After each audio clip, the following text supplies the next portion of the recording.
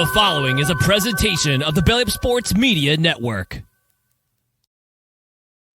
Here's what's cooking on today's Sports Stove Football Show. We're talking sophomore quarterbacks in the NFL. What will year two bring for these guys? We're going to talk some NFL schedule and the latest football news, both in the NFL and some college football as well. That's what's cooking on today's Sports Stove Football Show.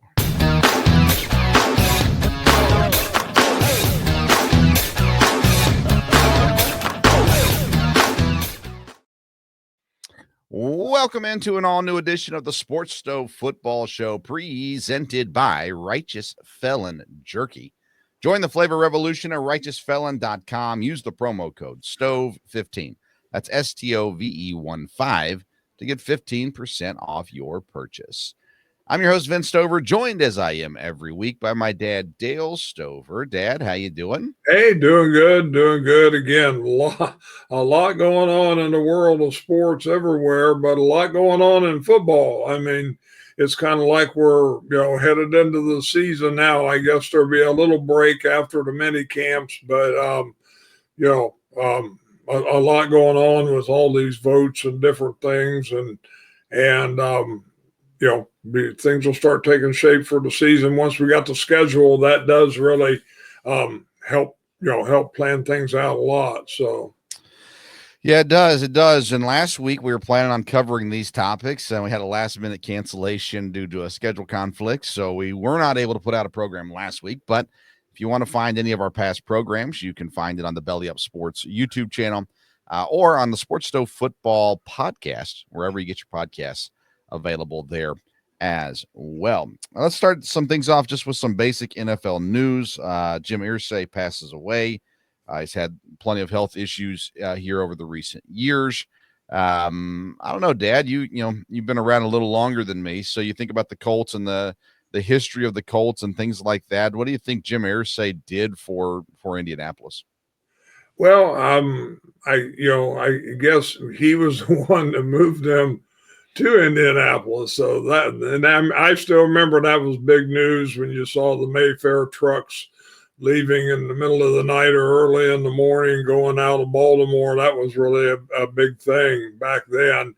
But the Indianapolis Colts, they've got Peyton Manning there for a while, and they got a Super Bowl. And I don't think they've established history as being a dominant team yet. We'll see how that goes. Baltimore Colts, of course, had a lot of history, no doubt about that. But, that goes way, way back, Johnny Unitas and all of that. So, sorry, prayers for the Irsay family and that. And we'll see we'll see what direction the Colts head and see what kind of stability maybe they can get in the direction there.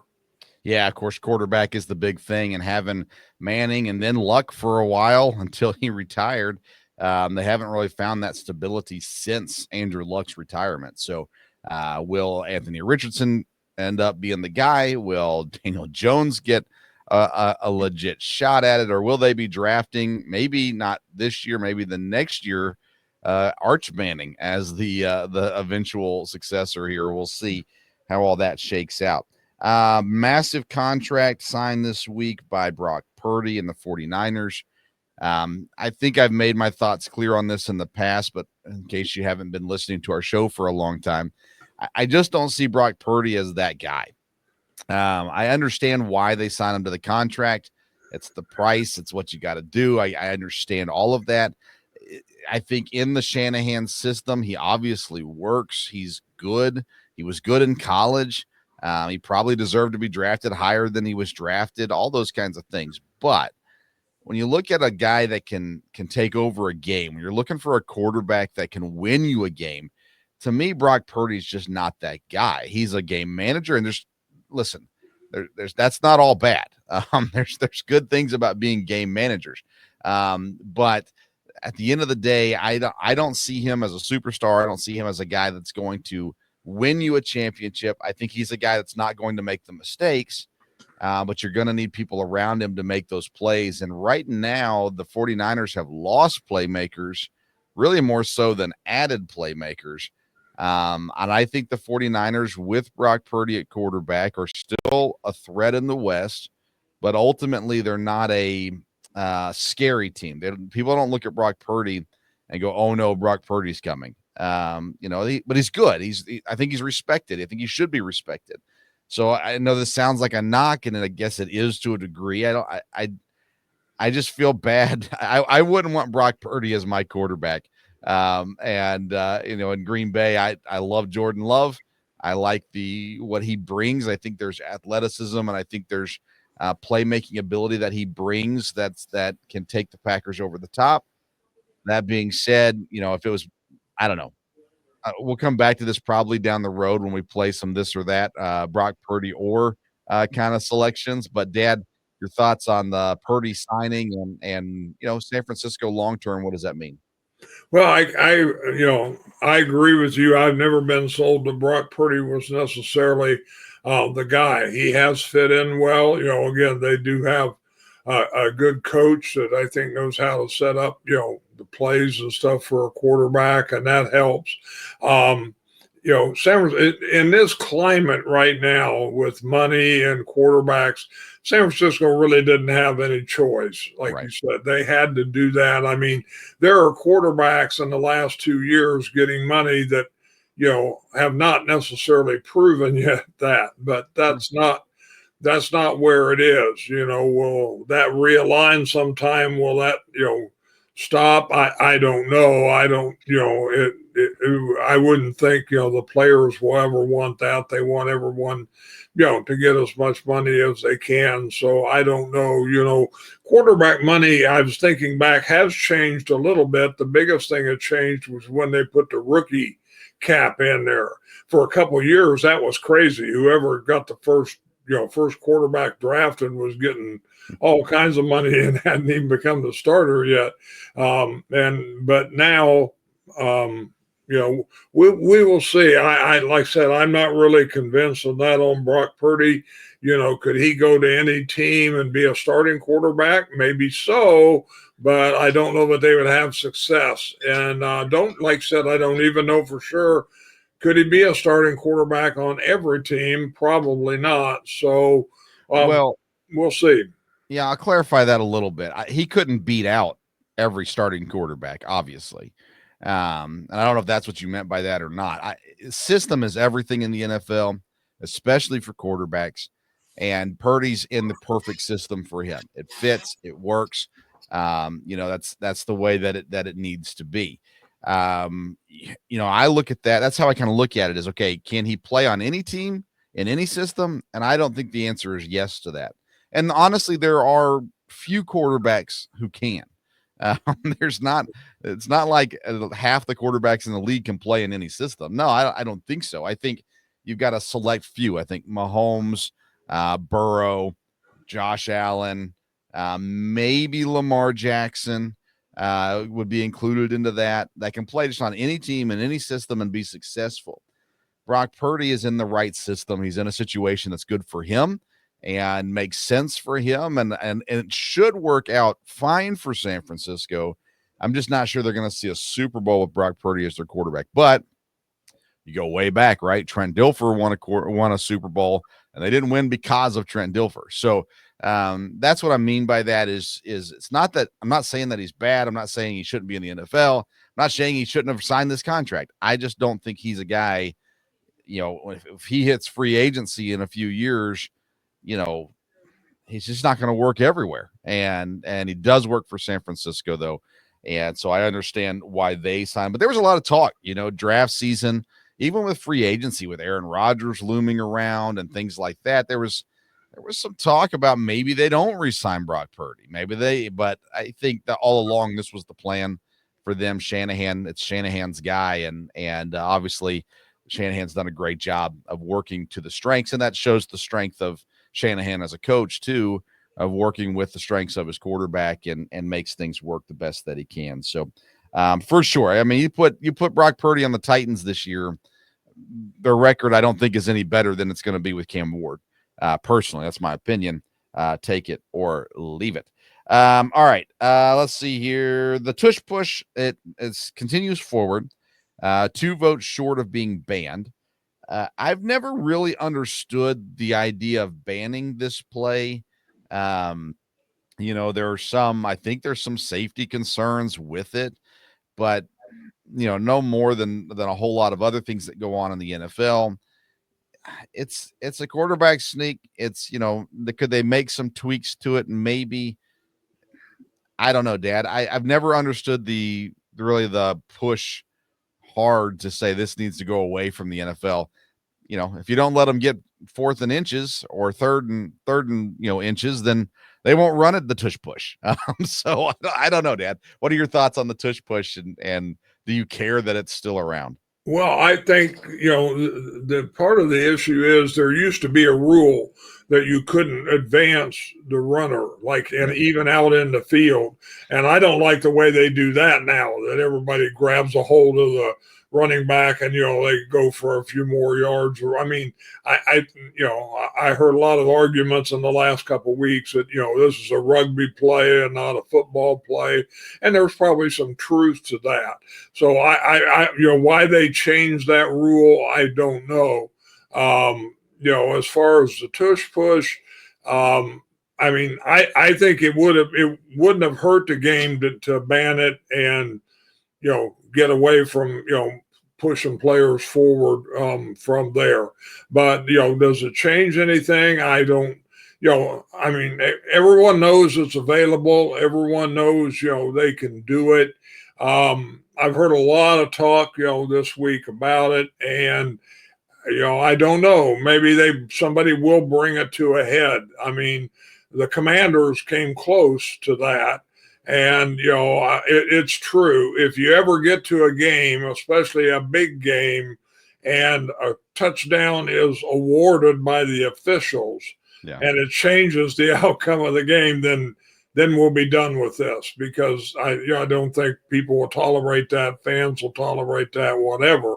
I think it was kind of preemptive to try to get rid of it, because people are always going to, push the limits a little bit, but, it looked like it was going to get banned. And then, they brought in a cheerleader to get everybody excited, and they got the couple votes they needed. So, we will see. It'll make for interesting conversation, at least for the first part of the year. And, I heard a lot of speculation. Philadelphia plays in Green Bay this year, and, they would expect them to run this about every other play. So we will see. So, hey, they're welcome to. They can run it on 1st and 10. I don't care. Go for it. Fine with me. All right, let's transition over to the schedule released last week, last Wednesday. And not a whole lot to talk about necessarily with this, other than talking about, your favorite team and things of that nature. But a few things I want to hit on. 3 teams with no primetime games: Cleveland Browns, the Saints, and the Titans. It makes sense to a degree, but usually you get one of those Thursday night games with Cam Ward, the number 1 overall pick at quarterback. And then you've also got the Browns that have plenty of intrigue coming into this season with who's going to be the quarterback and all of those sorts of things. The Saints they're not going to be good. So I understand that one as well. But in the amount of primetime games that we have now, with Thursday night, Sunday night, Monday night, and then there's a couple weeks where we have 2 Monday night games, I'm a little surprised that there's not a room for every team to have a primetime game, especially with the Thursday night games, Dad. I don't know. Any thoughts on the no primetimers for these 3 teams? No, well, to me, television and the NFL always work together on the schedule. But to me, there was a lot more in this schedule. They really tried to emphasize certain teams, really tried to, emphasize certain players. And there's so much money involved now with all these streaming services, and, nobody wants to get a game just, we need to give them a primetime game. So, we don't want it on Monday Night Football. We don't want it on Prime. Netflix, we've only got a couple games. We don't want that, So there's a lot more pressure from, I mean, money is really, really driving this. So it's not surprising that they've gotten pickier. And you do have the flex schedule. So any of these teams, I think, could be flexed, to a Monday night or a Thursday night, if I remember correctly. To a degree, yes. Yeah. But you look at that and you go, okay, I understand the Saints not being on there. I think the Browns have potential this year to be sneaky good. I'm surprised. I'm interested to see, does Kenny Pickett win the job? But I mean, they got solid running backs in the draft. They already have a good defense. So they could be good in that division. Any kind of division battle in the AFC North is always fun, in my opinion, as well. So I'm a little surprised about that. But then you look at other teams like the Carolina Panthers, for instance, who do have a primetime game. What about the Panthers is more exciting than the number one overall draft pick in Cam Ward, or something to that effect. Some of it's who they play, of course, as well. Because the Panthers primetime game is, I'm trying to pull it up real quick here. It's a Monday night game against the 49ers in San Francisco. So, I mean, you're getting San Francisco, but I don't know. I mean, you give me Panthers Saints towards the end of the season, that division could be pretty close. You never know the way that shakes down. Either way, not a big deal. You're right. Money plays a big role into it. Speaking of primetime, the Cowboys, they got 4 Thursday night games. Of course, one of those is Thanksgiving, but still four Thursday night games, first team to ever have that many.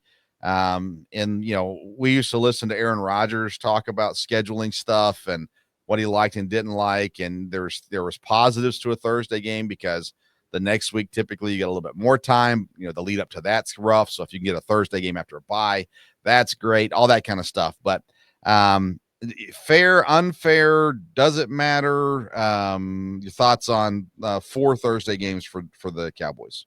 Well, I mean, one of those games is the first game of the year. So that doesn't give you a short week from there.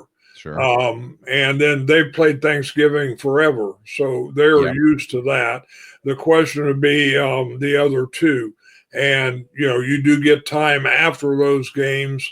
So I don't think it's a big issue, from there, especially like I said, for Dallas. With it being one of the teams that's playing the opening night, that really kind of, that takes that out of the equation as far as it being a short week. Actually, you get a longer week going into your second game, and you've got plenty of time to prepare. So I don't think that's too big an issue.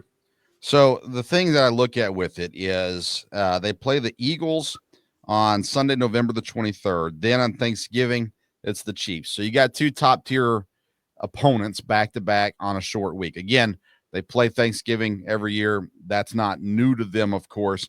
But I look at the opponents, too, and I go, man, to go from Philadelphia to Kansas City, and then the next week after Thanksgiving, they play on Thursday again, so they get a full week worth there.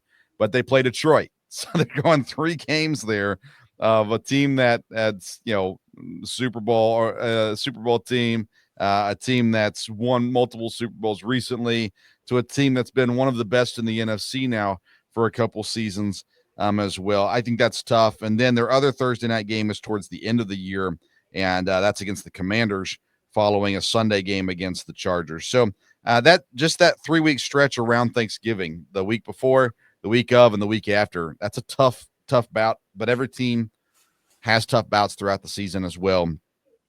Just intrigued by that. The international schedule is interesting as well. Brazil gets another game, Kansas City versus the Chargers down there in Brazil.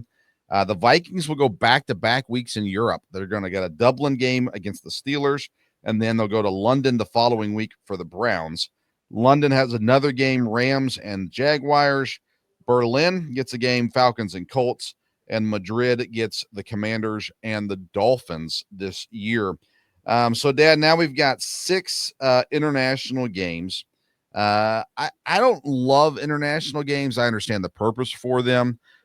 Brazil's not as big of a trip, quite kind of, as the Europe games are. But, the teams, obviously, they're going to get paid, but they lose a home game, and one of the teams does. And There's this travel goes into it. It's a completely different setting. The field is not always up to par as well. The weather's not usually great sometimes. Also, the games don't seem to be that awesome of a games most of the time. But I don't know. What are your feelings on the international games? Yeah, like I said, this is the most games they've had. I believe it's 7, isn't it? I believe there's 3 in London, and Three in London. then the other 4. So, but yeah, they've done London for a while, and that doesn't seem to be a problem. I've wondered about the fields because, like you said, almost a lot of the games, there's been a lot of complaining about that. Now, I would like to think when they go back somewhere a second time, and the NFL will continue to be more and more proactive about the fields. I would think maybe Sao Paulo would not be in the same condition it was last year. From there, even though that time of the year is kind of tough there, from that end. But we're going to have more and more international games. There's been talk about someday there'll be one every week, and every team will play an international game once in a year. I don't know about that, but it definitely has grown the game. There's definitely a lot of interest over in those places. Now, some of these places, they've been in the country before, but haven't been in that city or that stadium.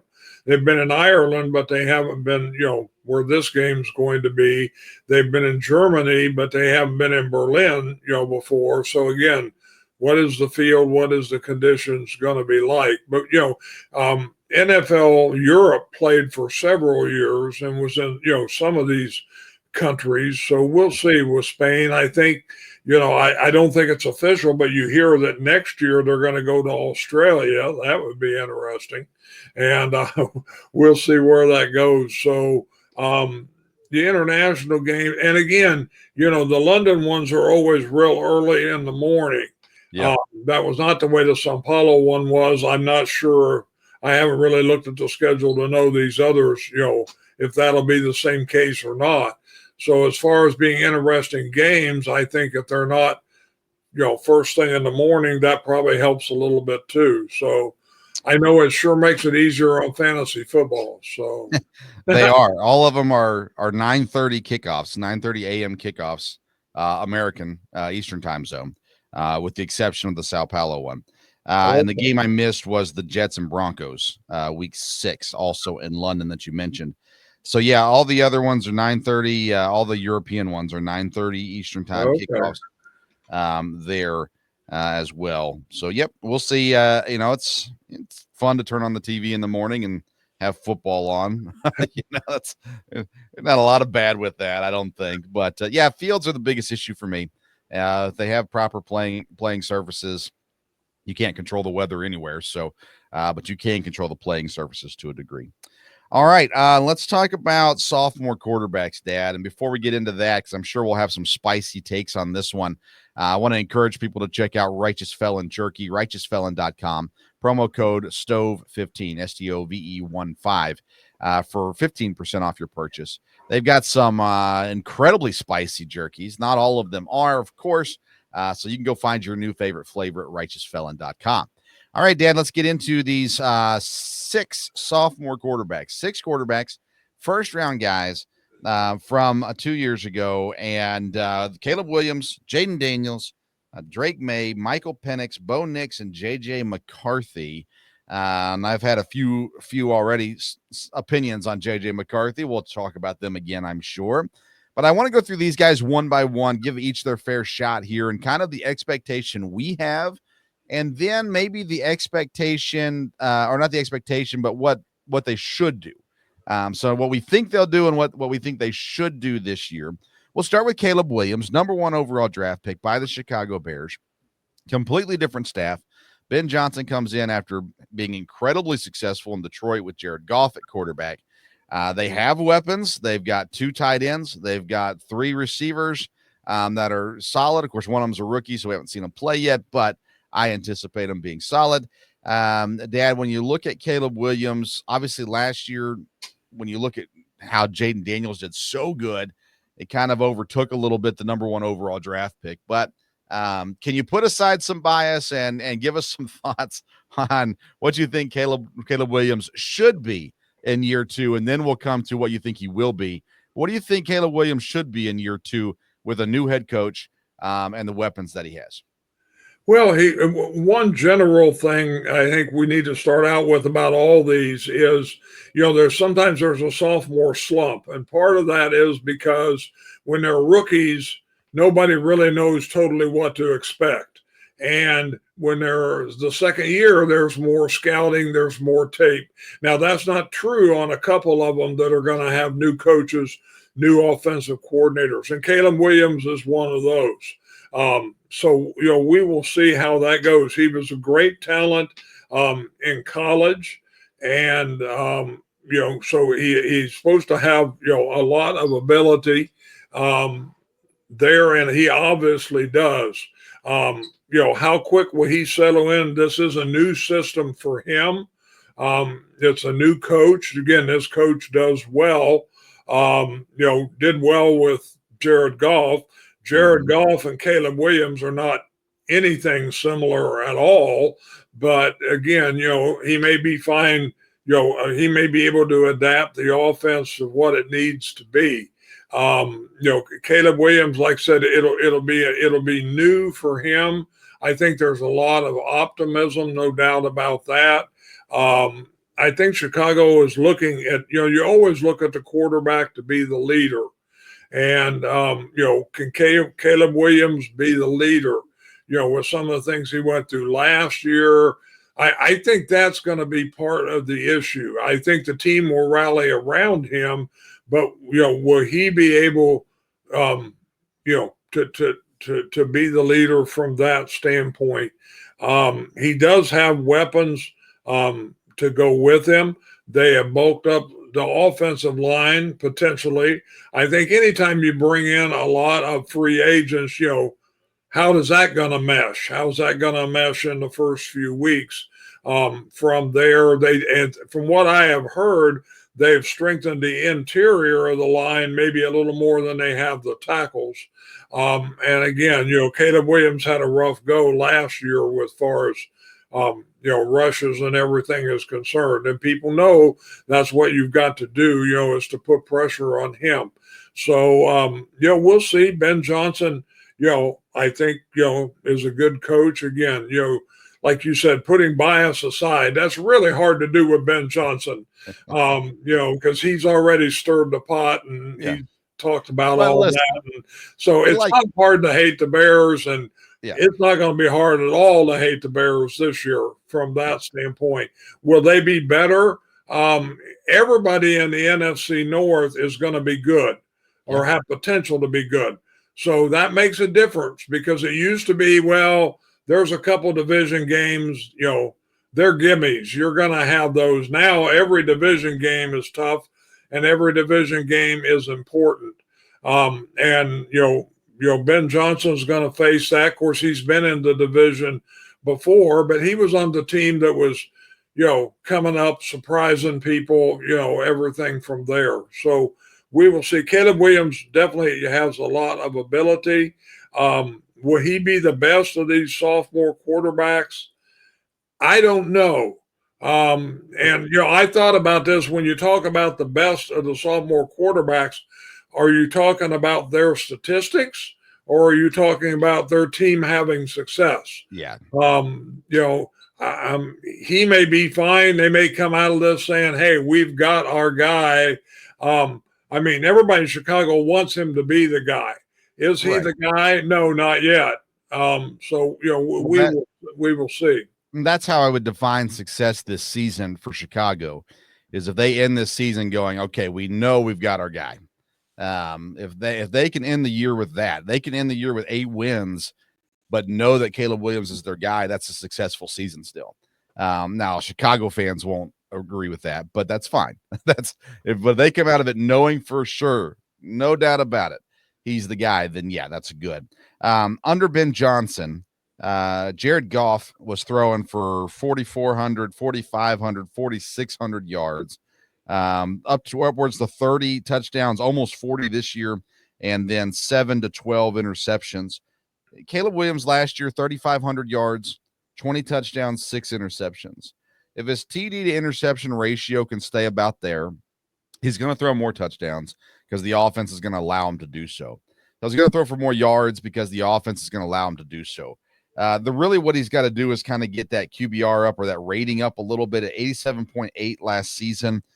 Jared Goff's lowest rating under Ben Johnson was 90. So there's some things that need to go up a little bit for Caleb Williams for sure. I think this year we see a step forward. I think we should, at the very least, see a step forward for Caleb Williams. I think that we should, by the end of this year, know, is Caleb Williams the guy for Chicago long term or not? And that's where I kind of come to. I think the Bears are going to be at least third in the division this year. And so I don't think they're going to be the worst team in the division. So that means that there has to be some improvement there. I respect Ben Johnson. I love that he's kind of talking trash to the Packers. I think that's a good thing. We don't need everybody being happy-go-lucky with each other. I like it. It's good. Stir the pot a bit. I think it's a good thing. So Caleb Williams should be to the point at the end of the season where we know for sure if he's the guy. Now, Dad, what will he do? Let's try to get through this quickly. I think he will. I think he'll do that. I think we'll get to the end of the season and go, okay, not everything's perfect. There's still some growth that needs to be done, but he's shown enough at the end of this season to know, okay, he's going to be around for a long time. We could have a lot of fun with the quarterbacks in the division down the road as well. And I think he's going to do that this year. And I think mainly, and I give it to the coaching as well, I just think they got the right coach in place. We talked about that when we talked about coaching hires. It's going to fit. I think Ben Johnson's going to do what works, and I think that's going to make Caleb Williams look pretty good. Yeah, like I said, we will see. He's got definitely, he's got the ability, and like I said, he should be improved. So we will see. All right, let's go to Jayden Daniels. Obviously, last year was amazing. Took Washington deep into the playoffs. Won a bunch of games. His stats were very similar, actually, to Caleb Williams. 3,500 yards, 25 touchdowns, 9 interceptions. But he adds so much on the ground as well. And his team went out and did some things this offseason, adding Deebo Samuels, bringing in other pieces as well. And I think having a pretty good draft also. Laramie Tunsil comes in free agency to help block for Jayden Daniels too. So I think there's a lot of positive things here for Jayden Daniels. Can he replicate or go forward better than what last year's results were? I mean, he showed the ability he has. So I think the issue with him would be what I talked about earlier. This was the second year. People were definitely surprised by the Jayden Daniels last year. This year, they know how to scout that better, protect that better. They'll, like you said, he has a lot of yards on the ground. He'll have to be careful as far as, injury is concerned. But I think he has shown in the short time he's been there the leadership factor. I think the team believes in him. I think he's a quarterback that can be the leader and is the leader. And I think he can continue to take a step forward, barring injury. Like I said, they've improved a little bit as a team. Again, they're, in a division where, they've got the Eagles definitely to deal with there. But, Jayden Daniels, in a lot of ways, I think maybe he shouldn't have been a surprise being the Heisman Trophy winner, but, I think he was definitely surprised me that they had that kind of success. So I think he can continue to do well. Yeah, I think the biggest thing that you took out of last season is you had all these players talking about wanting to play with him. Like, he's the kind of guy that people like and people want to play with. He brings that excitement to the table as well. He did add 891 yards and 6 touchdowns running the football last season. He had 3 fumbles during those runs as well. I think what we need to see out of Jayden Daniels, what we should see out of Jayden Daniels is just steady improvement. Slightly better completion percentage. He's at 69%, which is pretty solid. Again, a lot of short throws and things like that. Adding Deebo won't change that. But some improvement there.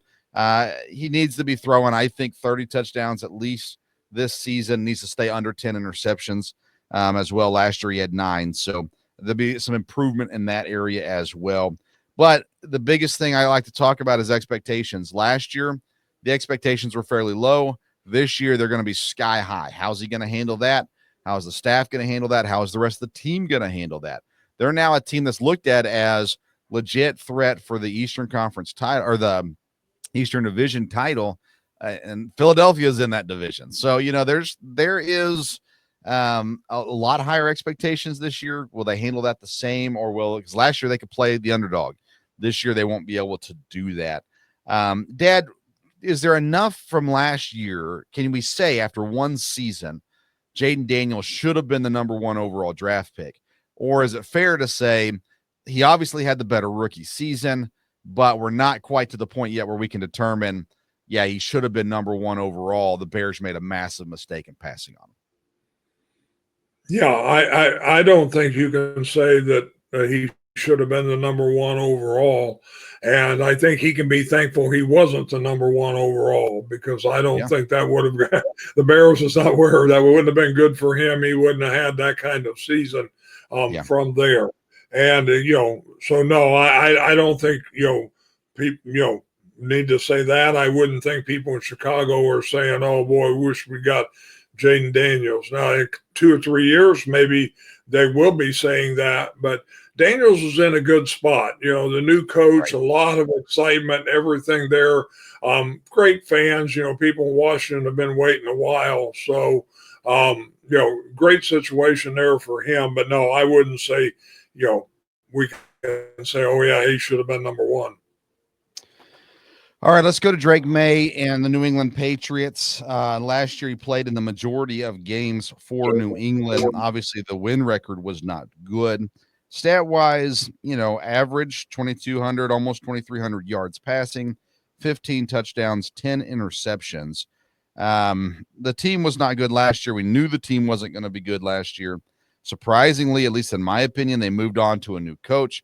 I like Mike Vrabel. I think there's going to be improvement there. I think had they stuck it out, they would have improved also. But nonetheless, Mike Vrabel is in now, Dad. And when you look at Drake May, there's a lot of New England fans that are really happy with what they got out of Drake May. He adds on the ground as well, 421 yards rushing, 2 touchdowns. He had 4 fumbles while rushing the football last year also. I'm a little surprised at the confidence that Patriots fans have in Drake May, Dad. I don't think that we've seen nearly enough of him to know what he's going to be. But I also don't know that I saw anything that made me go, man, if I was a Patriot fan, I would trade Joe Milton away, and I would, we're all in on Drake May. I'm not quite there, and I know this is not a Joe Milton conversation.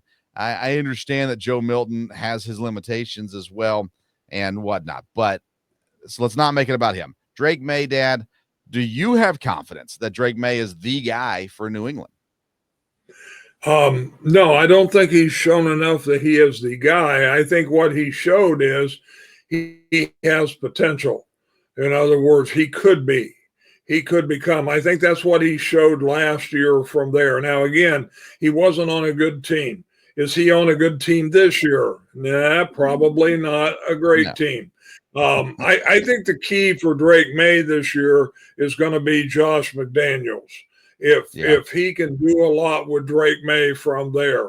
I think Mike Vrabel could be good for the Patriots.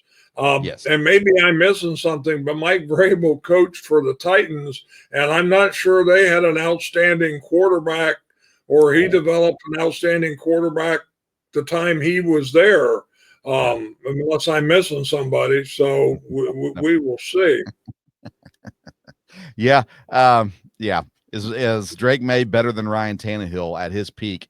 Is yet to be seen as well.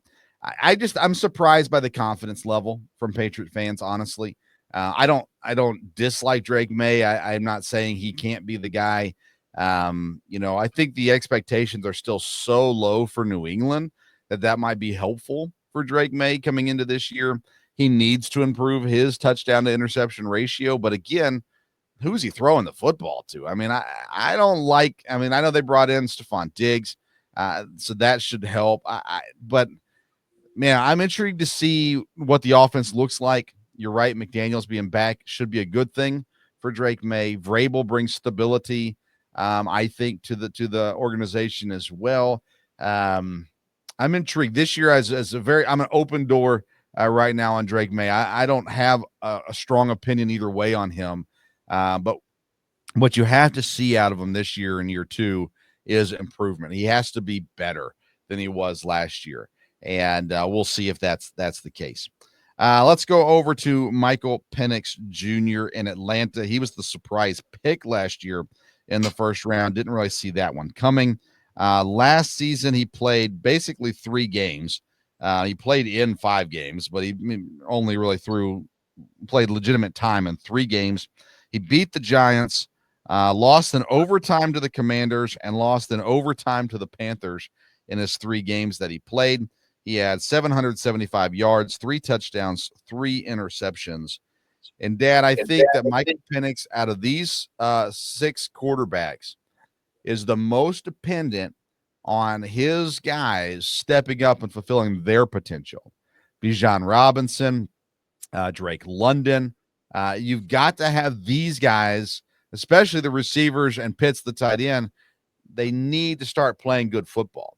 Penix he's not a veteran, but he's 25. He played a lot of football in college, and he played good football in college. So Atlanta's in a relatively weak division, and you've got to take advantage of that now. They've got young talent. Is the young talent going to work? If not, then it's time to get rid of the young talent and bring in some solid vets, bring in some guys that Penix can depend on. As speaking mainly of Kyle Pitts, I guess, I think Drake London needs to be better too. That being said, Dad, we saw very little of Penix last year. You talked about second year sophomore slump, more tape on guys. Well, Penix and McCarthy are 2 guys that they don't have tape on, really. Right. So can they take advantage of that this year? Your thoughts on Michael Penix Jr. With the Atlanta Falcons in year 2? Yeah, I mean, he's definitely going to have a big learning curve because he hasn't played that much. Like you said, there are weapons there. So if they developed, I mean, like you always say, who's the best friend of a young quarterback? The tight end. Well, they've got a very talented tight end. He hasn't shown that yet in his career, but Pitts has potential. I think that the big thing there is they've got the running back. So if they can get the offensive line and they can be a team that can really dominate on the run, and that always sets things up for the quarterback. And probably especially for a guy like Penix, because he can throw the ball down the field. So like you said, it's not a strong division. So we'll see how Atlanta does. But Penix will definitely have some learning curves. He'll have some good games. He'll have some bad games. If he can stay healthy, I think he can be the guy they can hang their hat on. Going forward. What kind of team he'll have this year, we'll see. Yeah, and Raheem Morris brings in Zach Robinson as the offensive coordinator to run things this year. And having his, he's had success, as well. And so I think having him there is an intriguing one to see what they can do this year as well. All right, let's go to Bo Nix. Bo Nix had a really spectacular rookie season in Denver, outperformed what a lot of people thought he would do, and that meaning that by the team outperformed what most people thought they would do. Sean Payton got his guy last season. Bo Nix threw for 37, almost 3,800 yards, 29 touchdowns, and 12 interceptions on the season, and obviously a good year for Denver. So when you look at this to me, this is the one you're talking about when you're talking about sophomore slumps. I think you look at Jayden Daniels because of all the hype around him, and I think you look at Bo Nix because he kind of surprised a lot of people last year, and the Broncos still aren't that great of a team in my opinion. So Bo Nix, again, another guy, 25, just like Michael Penix. He played a lot of college football. He was a highly, sought after college football player, and Sean Payton loved him, brought him in and won games with him. What do we expect out of Bo Nix in year number 2? Well, like you said, I mean, he was maybe the biggest shock of last year, maybe more than Jayden Daniels in some ways, but the deal is, he's got a good coach there in Sean Payton, and Yeah. I think they've developed some positive things. You look at the division area, and obviously Kansas City, that is a problem. Vegas is going to be rebuilding, has a new coach. I know you think the Chargers coach is, one of the best in the NFL, but we'll still see about that. And Wait a second. Stop. Hold on. Hold on. we'll Why do we go keep on doing there. I took enough abuse over my Harbaugh stuff, so anyhow, we will see how that goes. But I think Bo Nix proved to be solid. I don't, I do they have what they need? Offensive line, running back. I think they do have some receivers, so we will see. People are expecting Denver to be respectable this year, so we'll see. And Bo Nix would have to be a big part of that. Well, he would. And I mean they're not a horrible team for sure, but they're just not what they should be, in my opinion, to compete with what they're trying to compete with in the AFC West. And I was trying to pull something up, and now it's not coming up. But when you look at Denver, I'm going to pull up real quick and look at their what they've got going on offensively for this season. So Cortland Sutton, Marvin Mims Jr. are your main receivers. They drafted Pat Bryant in the 3rd round. Evan Ingram comes over at tight end. He's been around for a while now, solid veteran. They also have Adam Troutman. They're running back wise. They drafted RJ Harvey, who I really like. We'll talk about him a lot more on the fantasy football show coming up in June. I just look at this team as a whole, and again, I think Vegas got better this offseason. I think the Chargers got better this offseason. The Chiefs are the Chiefs. I think Bo Nix is going to be – he's the one that I'm the most worried about in his second full season, just because I don't think they did enough to put solid talent around him to make him that much better. They didn't add anybody on the offensive line. They didn't really add anybody in receiving outside of Pat Bryant. They signed Trent Sherfield, but whatever. They did bring in Evan Ingram. So I don't know, Dad. I'm a little worried about Bo Nix. If he, has the same season he has last year, the record won't be the same. I don't know. That's kind of where I sit with him. I'm a little question mark on him going into this year. I don't expect him to go down a whole lot. I'm interested to see if he can make a big jump, because I kind of see him more plateauing a little bit versus going much higher than what he did this last season. All right, let's go to the final quarterback, if we can even call him that. J.J. McCarthy, Minnesota Vikings quarterback, did not play at all last year, injured early on in the season, in the preseason, and did not play at all last year. Steps into a situation. He's got a good offensive system. He's got one of, if not the best wide receiver in football. He's got a solid tight end. He's got a good run game with them. O-line is not perfect. But last year, defense played great for Minnesota. Minnesota came out amazing in the win column. Playoffs hit a freight train, and so much so that they took their quarterback, who helped them win all these games, and said, "We don't want you here." He's gone to Seattle now, and they say J.J. McCarthy's our guy. Dad, I've preached it over and over and over again. I've said J.J. McCarthy is not the guy. But Minnesota fans think I'm crazy. You're not a Minnesota fan. What do you think? Well, we talked about this a month or so ago, so I did check with some Minnesota fans, and the Minnesota fans I've talked to are not convinced J.J. McCarthy is the guy. He just hasn't, he hasn't proven that from there. He does have a good coach. They've got a good system. But again, I mean, he's new. I mean, how many rookie quarterbacks, we talked about, these second-year guys, how many guys were outstanding last year? Jayden Daniels was. Outside of that, none of these were. So McCarthy's kind of like a rookie this year. Now, he does have a lot of pieces around him, but he's going to have to be the guy that can lead that. I've heard people question the system he was in college. Right. Did that really prepare him for this? Was that more of a run scheme? Will the players rally around him?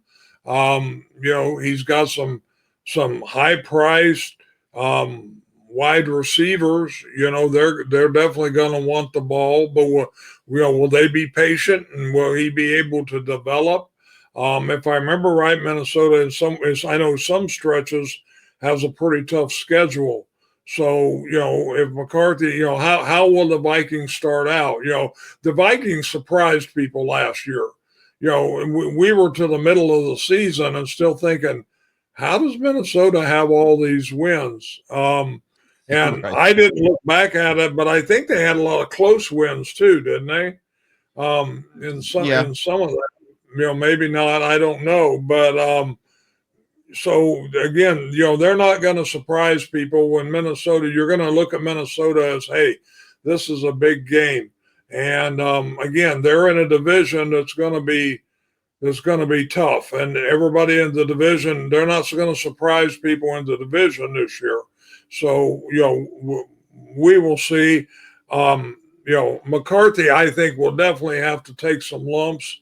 But again, they did great things with Sam Darnold. I don't think anybody thought Sam Darnold was going to have the success, the Vikings had. But so, can McCarthy, fit into some of that? Has he been studying that? Will they try to use him the same way? He is not the veteran that Darnold was. Darnold had not had success, but he had played for a while. Yeah. So, yeah, I'm not positive about McCarthy. But like I said, I'm not positive about the Vikings. So, we'll see. McCarthy never threw more than 332 attempts in a college season. Obviously, that's less games than what they play in the NFL and everything like that. Last year, Sam Darnold attempted 545 passes last season. For the Vikings to be successful, they're going to have to throw the ball because Justin Jefferson's the best player. TJ Hawkinson's a really good player. Addison's a really good receiver. That's where their strength is throwing the football. McCarthy, the one thing he did well in college is he did not turn the ball over. His 5 interceptions in 22, 4 interceptions in 23. So if he doesn't turn the football over, they can find success. But I don't know. My concern with JJ McCarthy, why I'm so staunch on why I believe he's not the guy. I don't think he's had to make decisions. I don't think he's had to really read defenses. And now he's had a whole year to sit and watch. That's a positive thing. He didn't have to play it all his rookie season. So he did get to stand on the sidelines. And if he was paying attention, watching video, all that stuff, he can learn those things, I assume. But he's never done it before. He's never had to do it before. And when you look at this division, the Bears have gotten better on defense. The Lions, Aiden Hutchinson, he's clear. He's ready to come back and play. The Lions are going to get after you. The Packers, Rashawn Gary's great. Will the other guys step up? We'll see. But you have to imagine that anytime the Vikings are playing a team, everyone's coming after J.J. McCarthy. They're going to load up and come after him and take their chances with them. And I just cannot, for the life of me, see how it's going to turn out in a positive way for J.J. McCarthy, especially as a rookie. I don't think he's the answer in Minnesota. I think you give him 2 seasons and there's a new quarterback in Minnesota. That's my opinion. I don't have a lot to go on with that. I have my reasons behind it, but I'm putting my confidence in things that other people have seen and heard and shared with me. So that's where I sit on JJ McCarthy as well. Well, it'll be exciting to see that as well. Any of these rookie quarterbacks show up the way that Jayden Daniels showed up this year, or even to the degree that Caleb Williams and Bo Nix showed up this year with Cam Ward coming in, going to be playing a lot of football. I assume we're going to see Tyler Shuck a lot in New Orleans as well. One of these other quarterbacks that we don't anticipate playing a lot be a guy that we're talking about next year coming into their sophomore year as well. We will see for sure. We got a lot more to cover. We're starting our college football previews, I think, next week, Dad. Yeah, we're starting the ACC. We're going to cover the ACC next week and cover them and preview them and what they look like coming into this season. Spoiler alert, lots of Clemson talk next week. So make sure you come back for that next week as we start our college conference previews on Thursday of next week. Monday's Memorial Day. It's a day that we take time to sit back and remember all those that gave the ultimate sacrifice for our country.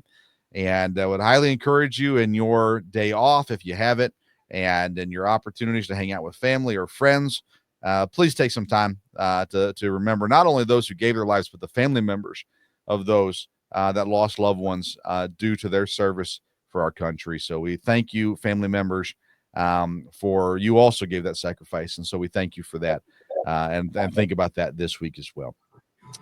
Dad, anything else you want to cover before we head out tonight? Nope, I think that's it. And we'll look forward to starting into college football next week.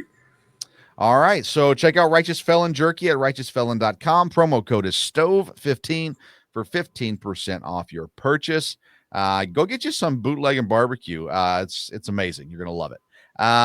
Then check us out on social media at Sports Stove on Twitter and Instagram. I've been writing a lot of football related things on bellyupsports.com recently between fantasy football rankings and some college football quarterback previews are up right now on the bellyupsports.com website. So check those out as well. Me and Dad will be back next week on the newest edition of the Sports Stove Football Show. Thanks for tuning in this week. Until next time, we'll see you around the Sports Stove.